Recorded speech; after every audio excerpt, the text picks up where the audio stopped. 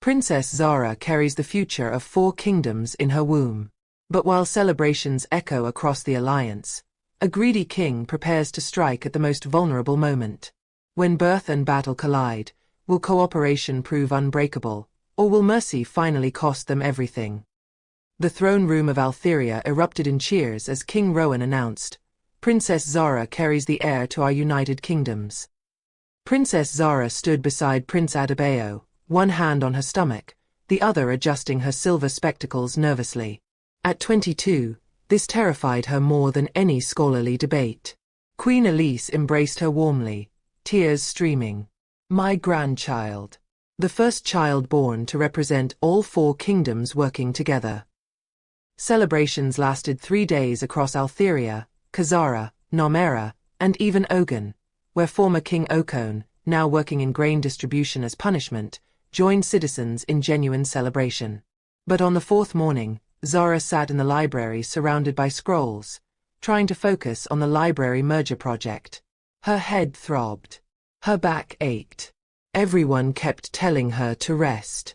"You should be resting," Queen Mother Amina said, entering with her stern expression softened by concern. The baby needs a mother who doesn't lose herself," Zara interrupted, then regretted her sharp tone. "Forgive me, Mother. But I'm a scholar. If I stop now, will I ever start again?" Queen Elise appeared. "May I join this conversation?" Both women nodded. Queen Elise sat beside Zara. "When I was pregnant with Adebayo, I was terrified of disappearing. I'd been an orphan who became queen. Would motherhood erase Queen Elise and leave only Adebayo's mother?" "Exactly," Zara breathed. "But you don't lose pieces of yourself when you grow. You add them. I was orphan, then competitor, then queen, then wife, then mother. Each role made me more, not less." Queen Elise squeezed her hand. "You'll be scholar, princess, wife, mother.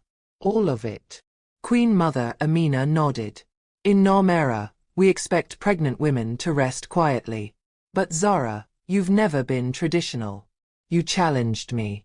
You changed 500 years of thinking. Perhaps it's time I stopped expecting you to follow old patterns." "I want to continue the library work," Zara said firmly. "I want to teach. I want to write the Alliance's history. And yes, I'll rest when needed. But I refuse to choose between being a scholar and being a mother." "Then don't choose," Queen Elise said simply. "Be both." Later that week, representatives gathered to discuss childbirth traditions. Arguments began immediately. "In Altheria, the entire community participates," Lord Jonathan declared. "Village midwives attend. It's celebration. Kazaran warrior women train throughout pregnancy," Princess Amara countered. "Strength exercises. Combat breathing techniques. Nomaran tradition demands privacy and scholarly preparation," Commander Lydia insisted. "Meditation. Scholarly reading." Queen Elise stood. "We've done this before, blending traditions instead of fighting. Zara will give birth in Altheria, her new home. But we'll honor all 3 traditions." Agreement came easier this time. They were learning cooperation. But in the kingdom of Voldris far to the east, King Roderick studied maps with cold calculation.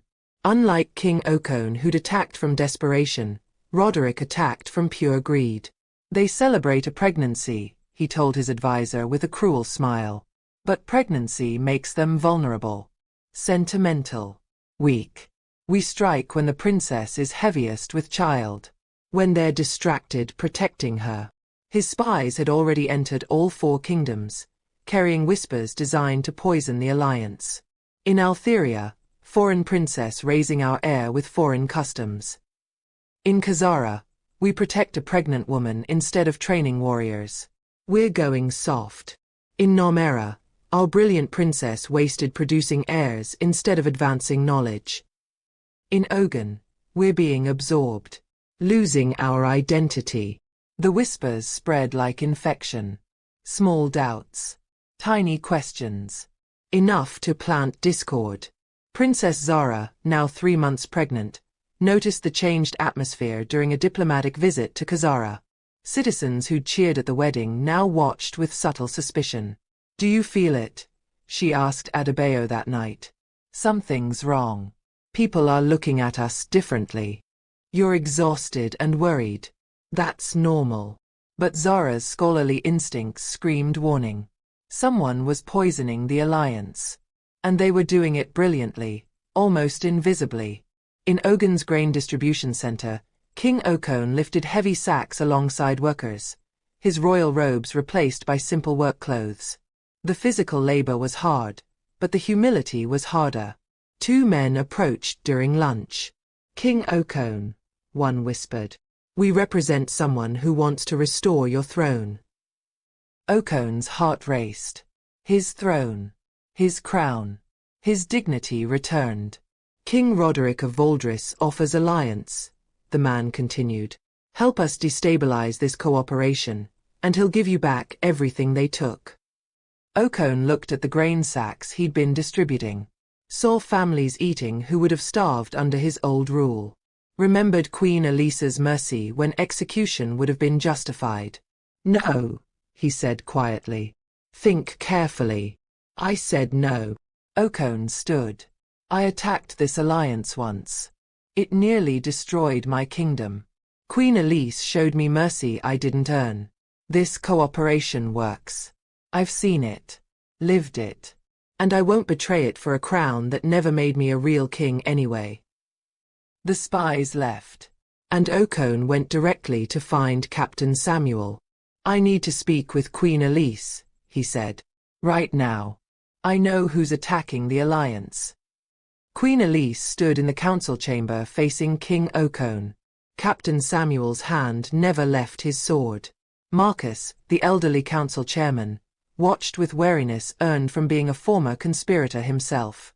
"You claim you were approached by spies," Queen Elise said carefully. "Why should we believe you?" Okon met her gaze. "Because I have nothing to gain from lying and everything to lose from silence. If this alliance falls, my redemption means nothing. My kingdom's rebuilding stops. And honestly," he paused, "I'm tired of being the villain. It never made me happy. It just made me powerful and miserable." "Tell us everything," King Rowan commanded. Okon described the approach. King Roderick of Voldris. The offer to restore his throne. The plan to destabilize the alliance during Zara's pregnancy when they'd be weak and sentimental. "There are spies in all 4 kingdoms," Okon finished, spreading whispers. "Nothing obvious enough to identify, but enough to create doubt." Queen Elise closed her eyes briefly. Princess Zara noticed. She said people were looking at her differently. "It's not nerves," Marcus said grimly. "I used whisper campaigns myself 20 years ago. You counter them with visible, undeniable proof that cooperation works." "How?" King Rowan asked. "King Roderick expects us to defend ourselves separately," Captain Samuel suggested. "Each kingdom protecting its own interests. So we do the opposite. We defend each other," Queen Elise realized.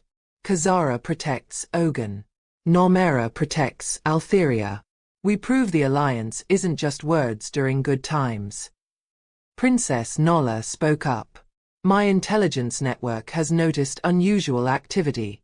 Mercenaries near Ogun's borders. Pirates harassing Nomeran trade. Fires near Altherian grain stores. Disruptions affecting Kazara. If these are coordinated attacks, we need coordinated defense." King Rowan spread maps across the table. "Then we plan. Not 4 separate defenses. One unified response." They worked through the night. By dawn, strategy was clear. When Roderick's forces struck, each kingdom would defend its neighbor, not itself. "It's risky," Marcus warned. "If it fails, we've left our territories vulnerable." "If we defend separately, we've already failed," Queen Elise countered. "The alliance either means something or it doesn't." King Okon cleared his throat. "Your Majesty, my former soldiers are serving sentences like mine. They know Valdris's fighting style. I trained with Roderick years ago. If you'll trust me with command. No, Captain Samuel said flatly. Wait, Queen Elise held up her hand. Why should we trust you with military command? Because I know how Roderick thinks, Okone said. He's arrogant. He believes cooperation makes you weak. He'll attack where he thinks you're softest, where the pregnant princess lives. His eyes hardened. I can predict his movements because I used to think exactly like him. I was wrong. Let me prove it with more than words. Silence stretched. Finally, King Rowan spoke. You'll command Ogun's forces defending our grain reserves. Under Captain Samuel's supervision. One wrong move. One wrong move and I'll expect execution, not mercy, Okone finished. I understand. As the meeting ended, Queen Elise caught Okone's arm. Why did you really refuse Roderick's offer? Okone smiled sadly. 6 months ago, I would have taken it. But Your Majesty, I've been working in grain distribution. I've seen families I would have let starve. Children eating because of cooperation I tried to destroy. His voice cracked. That crown never made me a king. It just made me powerful. There's a difference. There is, Queen Elise agreed softly. And you're learning it. Meanwhile, Princess Zara's pregnancy advanced. At 5 months, her scholarly work continued despite discomfort. She'd begun writing a comprehensive history of the alliance, interviewing everyone from Queen Elise to reformed conspirators. This is important, she told Adebayo, who worried about her exhausting herself. Our children need to know how this was built. The mistakes. The redemptions. The real struggle. Prince Adebayo helped her maintain balance. You're adding roles, not losing yourself. But you can't add anything if you collapse from exhaustion.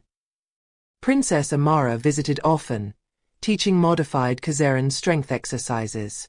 If anyone threatens you or this baby, Amara said seriously, they'll discover why I'm undefeated champion.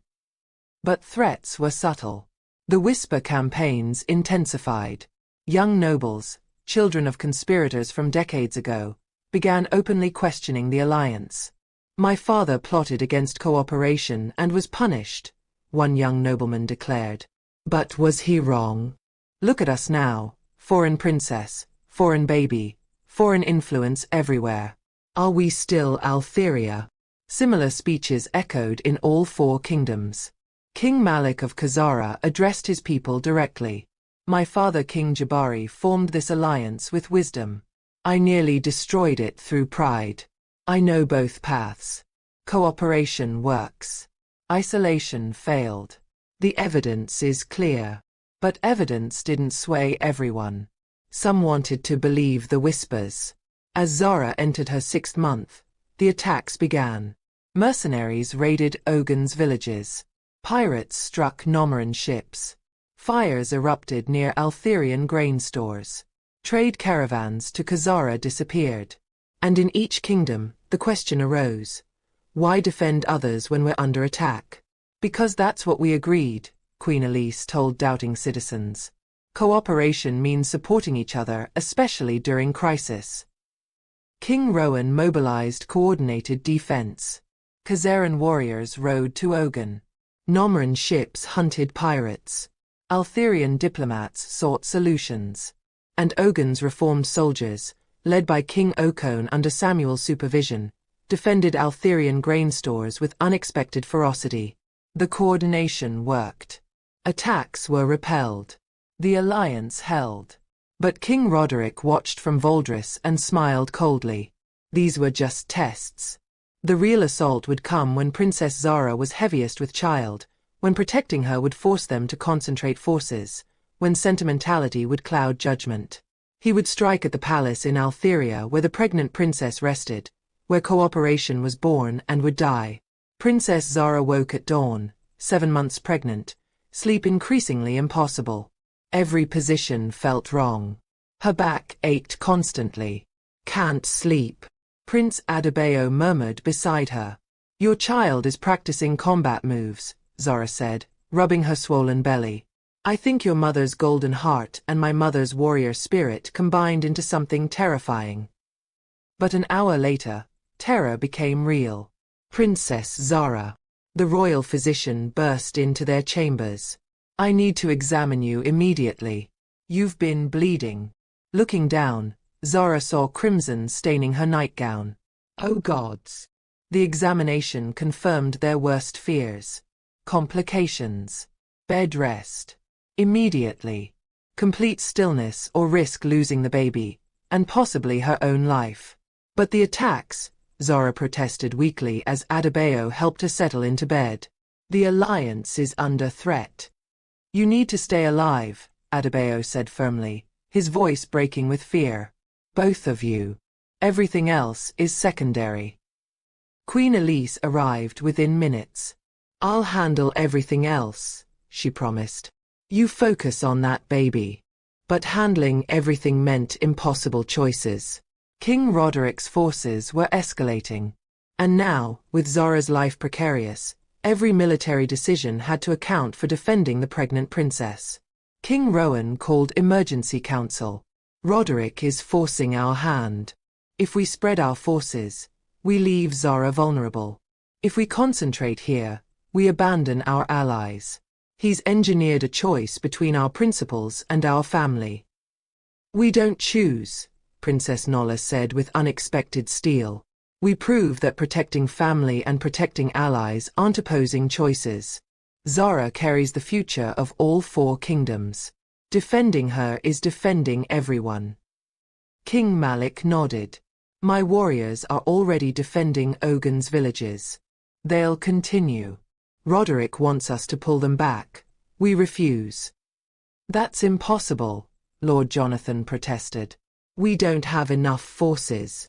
We do if everyone commits completely, Captain Samuel interrupted. He stood beside King Okone. Okone's intelligence has been accurate. His soldiers have fought brilliantly. If we trust him fully, if we let him coordinate Ogun's entire military response, we have enough forces. Queen Elise studied King Okone carefully. 7 months had changed him visibly. Arrogance burned away. Hardness softened. Full command of Ogun's forces? She asked. Under our strategic coordination, King Rowan clarified. But yes. Full tactical command. He could betray us, Marcus said bluntly. Use that command to sabotage defense from within. Okone met Marcus's gaze. You plotted to assassinate Queen Elise 22 years ago.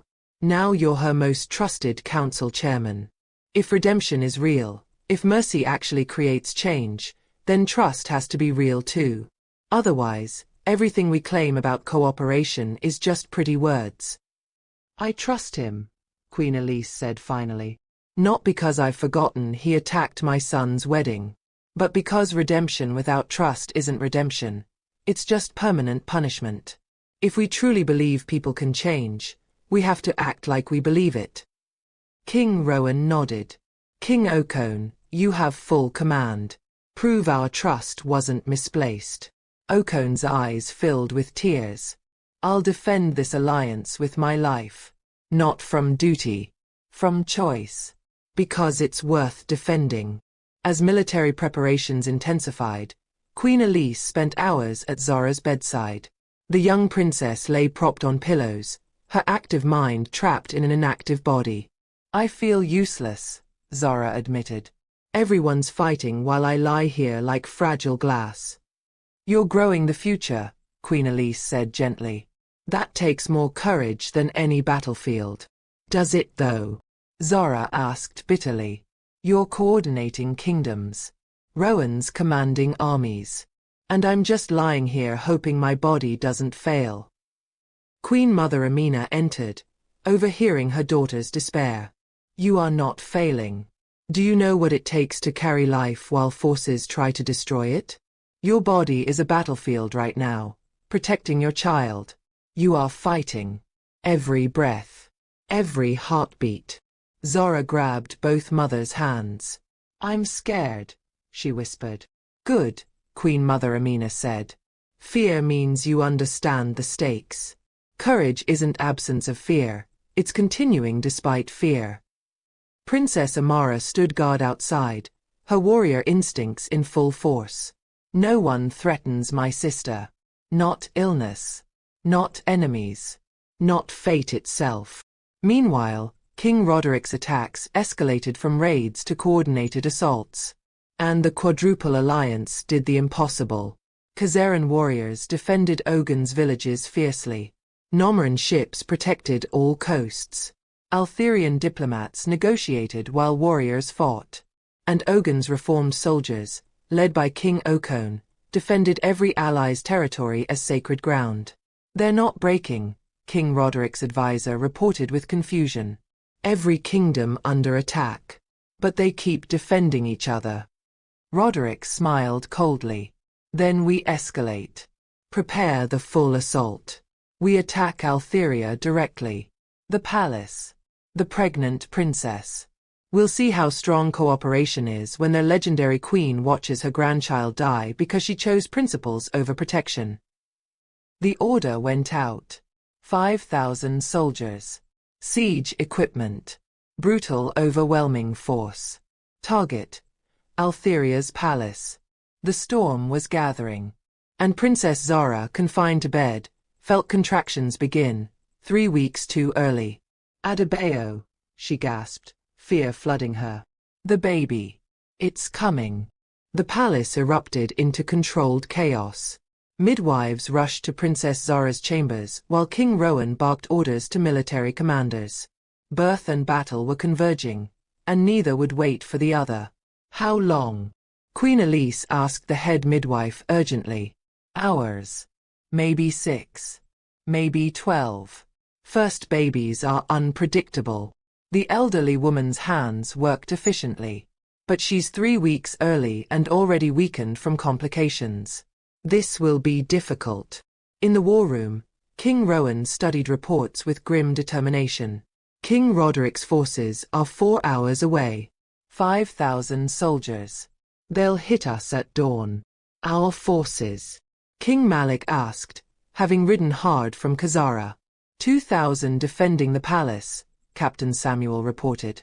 Another 1,000 from Ogun under King Okon's command protecting grain stores and supply lines. Khazaran warriors defending northern approaches. Nomaran ships protecting coastal retreat routes if needed. We're outnumbered more than 2 to 1, Lord Jonathan said nervously.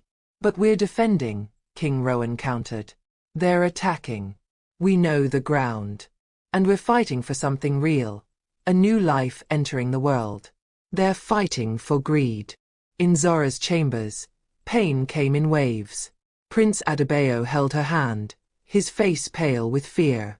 Tell me about the library, Zora gasped between contractions. Distract me. The merger is almost complete, Adebayo said, his voice shaking. 3 kingdoms worth of knowledge in one place.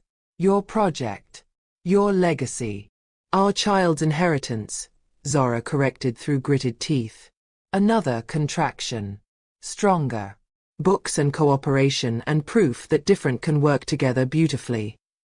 She squeezed his hand hard. Promise me something. Anything. If I don't survive this. Don't say that. Listen. Zora's scholarly precision cut through sentiment. If I don't survive, tell our child I chose this. I chose to be both scholar and mother. Promise you'll tell them their mother wasn't just careful. She was brave. Adebayo kissed her forehead. You're going to tell them yourself. After this is over. After we win. As dawn approached, 2 battles raged simultaneously. Outside, King Roderick's forces appeared on the horizon like a dark stain. Inside, Princess Zara struggled through labor that seemed to tear her apart. King Rowan stood on the palace walls, watching the approaching army. Beside him stood King Malik, Captain Samuel, and King Okon, who'd left his post to help defend the palace directly. You shouldn't be here, Samuel said. Your command is. My command is defending this alliance, Okon interrupted. Which means defending the palace where the future is being born. I belong here. King Rowan looked at the former enemy king turned ally. Then let's show Roderick what cooperation actually means. The attack began with arrows darkening the sky. Defenders raised shields, working in coordinated units. Altherian soldiers protecting Khazaran warriors. Ogun's forces covering Nomaran fighters. Everyone defending the whole. Inside, Zara screamed as another contraction ripped through her. I can't do this, she sobbed. It's too much. You're doing it, Queen Elise said firmly. Every moment you keep going, you are doing it. So we move forward. Outside, battering rams struck the gates.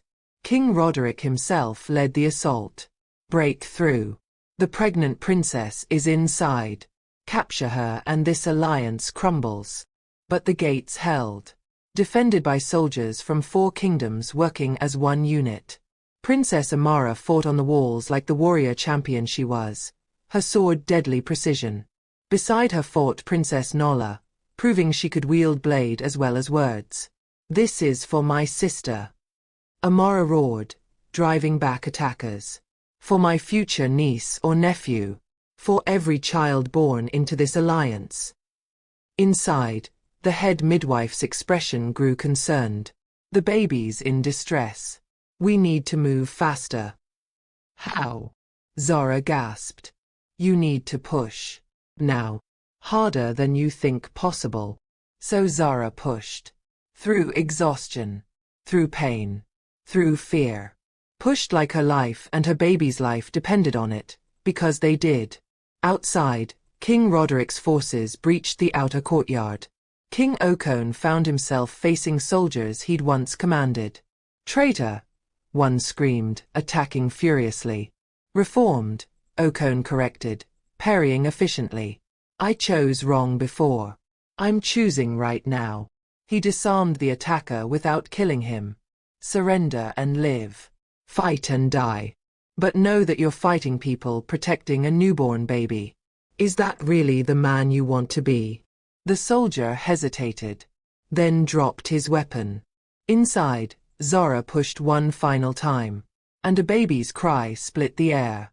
Outside, defenders heard it. Faint but unmistakable. New life. The baby's born. Someone shouted, and news spread like wildfire. Morale surged. Exhausted soldiers found new strength. They weren't just defending walls anymore. They were defending that cry. That new voice. That future. Even some of King Roderick's soldiers hesitated. They'd come to attack a political alliance. But attacking people defending a newborn baby? That was different. Wrong. Fight. Roderick screamed. They're weak. Push through. But his own soldiers were breaking. Some dropped weapons. Others fought half-heartedly. The resolve was crumbling. Again. The midwife's voice called urgently. There's another baby. Inside the birthing chamber, everyone froze in shock. Twins. Adebayo breathed. Zara, exhausted beyond measure, somehow found strength to push again. And minutes later, a second cry joined the first. Outside, when that second cry reached the battlefield, King Roderick's remaining forces broke completely. Soldiers refused to fight. Officers couldn't rally them. The attack collapsed. King Roderick found himself suddenly alone, surrounded by defenders, abandoned by his own army who decided newborn twins were more sacred than conquest. King Rowan stood before him. Surrender. It's over. The throne room stood silent as King Roderick, stripped of weapons and crown, was brought before King Rowan. Queen Elise stood beside her husband. In her arms, swaddled in soft cloth, slept a tiny baby. In King Rowan's arms, another. Princess Zara lay recovering in her chambers, alive but weak. The births had nearly killed her, but 3 kingdoms' medical knowledge combined had saved her life. Prince Adebayo hadn't left her side. King Roderick, King Rowan said, you attacked during a birth. Sent 5,000 soldiers to capture or kill a pregnant woman. By any law, you deserve execution. Roderick's defiant expression didn't waver. I'm a king. I took what I wanted. That's what kings do. You'll execute me and prove your cooperation is just weakness. Queen Elise stepped forward, adjusting the baby in her arms. Look at them. Really look. Roderick's eyes flicked to the twins, then away. No, look, Queen Elise insisted. These babies were born during your attack. Born while your soldiers tried to kill their mother. And you know what happened? Your own soldiers refused to keep fighting once they heard these cries. Even men you paid, they chose protecting newborn life over following your orders. They were weak. They were human, King Rowan interrupted. And they recognized something you don't. That some things are sacred. That life is more precious than power. That cooperation isn't weakness, it's the only real strength. King Malik stepped forward. My father formed this alliance. I nearly destroyed it through pride. I know both paths. Isolation failed. Cooperation worked. We're all still standing. You're the one who fell. Queen Mother Amina added, Namera resisted cooperation for 500 years. My daughter proved me wrong. Change is possible. If even someone as stubborn as me can learn, anyone can. King Okone approached. I was you. Arrogant. Certain cooperation was weakness.